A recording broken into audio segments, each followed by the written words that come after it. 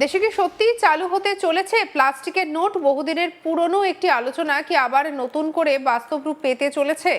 সাধারণ মানুষের হাতে কি ভবিষ্যতে দেখা যাবে কাগজের বদলে পলিমার বা প্লাস্টিকের তৈরি কারেন্সি নোট?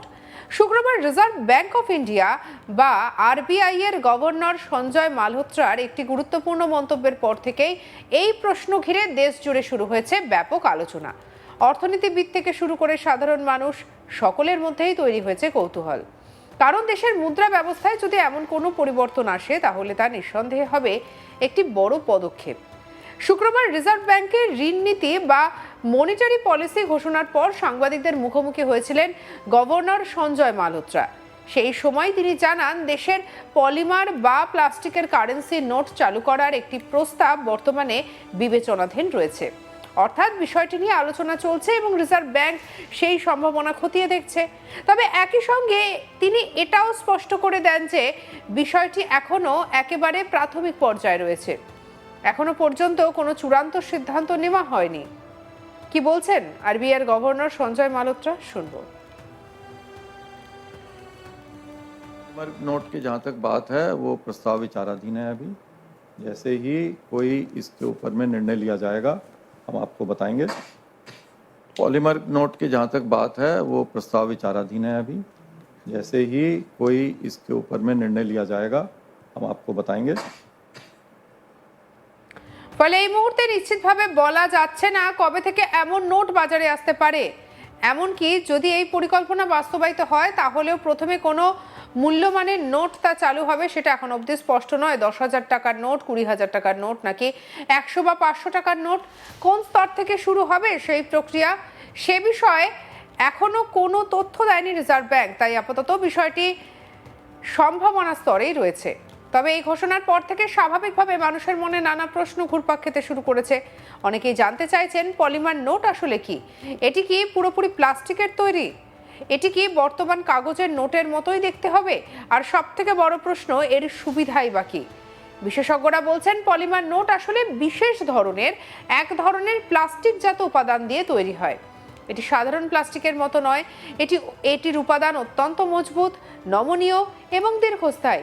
ফলে এই ধরনের নোট সহজে ছিঁড়ে যায় না, ভিজে গেলেও নষ্ট হয় না এবং দীর্ঘদিন ব্যবহার করা যায়। বর্তমানে ব্যবহৃত কাগজের নোটের তুলনায় পলিমার নোটের স্থায়িত্ব অনেক বেশি। ভারতে অবশ্য এই পলিমার নোট অর্থাৎ এই প্লাস্টিকের নোট নিয়ে আলোচনা এই প্রথম নয়। এই ধারণা বেশ পুরনো। প্রায় 1 দশকেরও বেশি সময় আগে এই বিষয়টি নিয়ে সরকারি স্তরে ভাবনা চিন্তা শুরু হয়েছিল। 2014 সালে কেন্দ্রীয় সরকার সংসদে জানিয়েছিল যে পরীক্ষামূলকভাবে দেশে পলিমার নোট চালুর পরিকল্পনা রয়েছে। আর সেই সময় বিশেষভাবে 10 টাকার পলিমার নোট চালু করার কথা বলা হয়েছিল।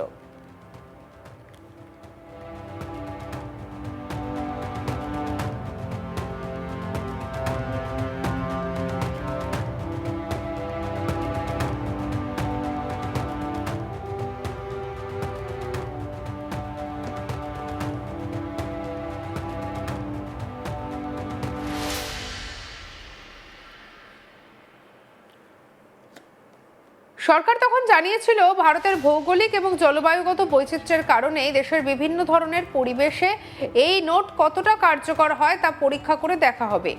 সেই লক্ষ্যেই 5টি শহরকে বেছে নেওয়া হয়েছিল। এই শহরগুলি ছিল কোচি, মাইসোর, জয়পুর, সিমলা এবং ভুবনেশ্বর। দেশের বিভিন্ন প্রান্তে অবস্থিত এই শহরগুলির আবহাওয়া এবং পরিবেশ একে অপরের থেকে অনেকটা আলাদা। ফলে এই অঞ্চলগুলিতে পলিমার নোটের ব্যবহারিক কার্যকারিতা পরীক্ষা করার পরিকল্পনা নেওয়া হয়েছিল। কিন্তু নানা প্রশাসনিক এবং প্রযুক্তিগত কারণে সেই উদ্যোগ আর বাস্তবায়িত হয়নি। পরীক্ষামূলক প্রকল্পের কথা ঘোষণা হলেও শেষ পর্যন্ত সাধারণ মানুষের হাতে সেই নোট পৌঁছয়নি। এরপর ধীরে ধীরে বিষয়টি আলোচনার বাইরে চলে যায়। অনেকেই মনে করেছিলেন যে হয়তো এই পরিকল্পনা আর কখনো বাস্তব রূপ পাবে না।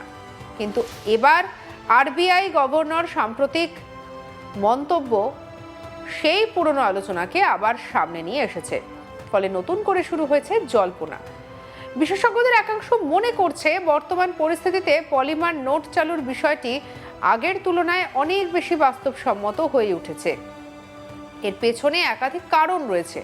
প্রথমত, কাগজের নোট ছাপানোর খরচা ক্রমশ বেড়ে চলেছে। প্রতি বছর বিপুল পরিমাণে নোট ছাপতে হয়। এদিকে এর কারণ ব্যবহারের ফলে নোট দ্রুত ছিঁড়ে যায়, ময়লা হয়ে যায়, অচল হয়ে যায়, ফলে পুরনো নোট তুলে নিয়ে নতুন নোট বাজারে ছাড়তে হয়। এই পুরো প্রক্রিয়ার জন্যই বিপুল অর্থ ব্যয় হয়। দ্বিতীয়ত, বাজারে ভারতে নগদ টাকার ব্যবহার এখন ব্যাপক হারে। ডিজিটাল লেনদেন দ্রুত বাড়লেও দেশের বহু অঞ্চলে এখনো নগদ অর্থই প্রধান লেনদেনের মাধ্যম।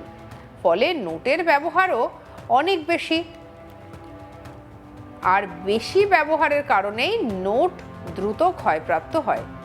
বিশেষ করে ছোট মূল্যমানের নোট কয়েক মাসের মধ্যেই অনেক সময় ব্যবহারের অযোগ্য হয়ে পড়ে। তৃতীয়ত, বাতিল হয়ে যাওয়া নোটের পরিমাণও ক্রমশ বাড়ছে। প্রতি বছর লক্ষ লক্ষ ক্ষতিগ্রস্ত নোট বাজার থেকে তুলে নিতে হয়।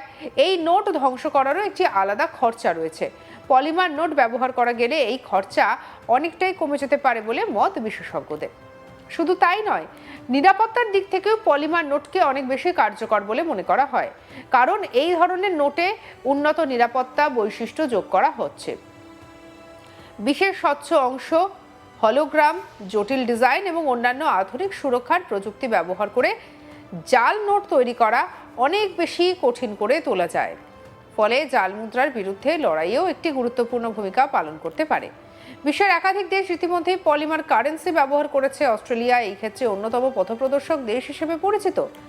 বিশ্বের প্রথম দেশ হিসেবে তারা ব্যাপকভাবে পলিমার নোট চালু করেছিল। এরপর ধীরে ধীরে Canada, New Zealand, Singapore, Britain, Romania, Vietnam সহ আরও অনেক দেশ এই প্রযুক্তি গ্রহণ করেছে। এই দেশগুলির অভিজ্ঞতাই বলছে পলিমার নোট সাধারণ কাগজের নোটের তুলনায় কয়েক গুণ বেশি টিকে থাকছে। ফলে দীর্ঘমেয়াদে নোট উৎপাদনের খরচা কমে যাচ্ছে। যদিও শুরুতে এই নোট তৈরির খরচা তুলনামূলকভাবে বেশি হতে পারে, তবে দীর্ঘ সময় ধরে ব্যবহারের কারণে তা শেষ পর্যন্ত অর্থনৈতিকভাবে লাভজনক হয়ে ওঠে। তবে সবকিছুরই যেমন সুবিধা আছে তেমন কিছু চ্যালেঞ্জও আছে। পলিমার নোট চালু করতে হলে দেশের ব্যাংকিং পরিকাঠামোতে কিছু পরিবর্তন প্রয়োজন। এটিএম মেশিন, নোট গণনার যন্ত্র, নোট যাচাই করার যন্ত্র সহ বিভিন্ন প্রযুক্তিগত ব্যবস্থাকে নতুন নোটের সঙ্গে সামঞ্জস্যপূর্ণ করে তুলতে হবে। ফলে এই প্রক্রিয়ার জন্য পরিকল্পনা, সময় এবং বিনিয়োগ সবকিছুরই প্রয়োজন হবে। অনেকে আবার প্রশ্ন করছেন, প্লাস্টিকের নোট কি পরিবেশের জন্য ক্ষতিকর হবে? বিশেষজ্ঞদের মতে পলিমার নোট যদিও প্লাস্টিকজাত উপাদান দিয়ে তৈরি, তবে সেগুলি পুনর্ব্যবহারযোগ্য। ব্যবহারের মেয়াদ শেষ হলে সেগুলি পুনরায় প্রক্রিয়াকরণ করে বিভিন্ন কাজে ব্যবহার করা সম্ভব। ফলে পরিবেশগত প্রভাব নিয়ন্ত্রণ করা যায়। এই পলিমার নোটের বিষয়ে আপনার ঠিক কি মতামত জানাতে ভুলবেন না কমেন্ট সেকশনে। সাবস্ক্রাইব করুন আজ তাক বাংলাকে।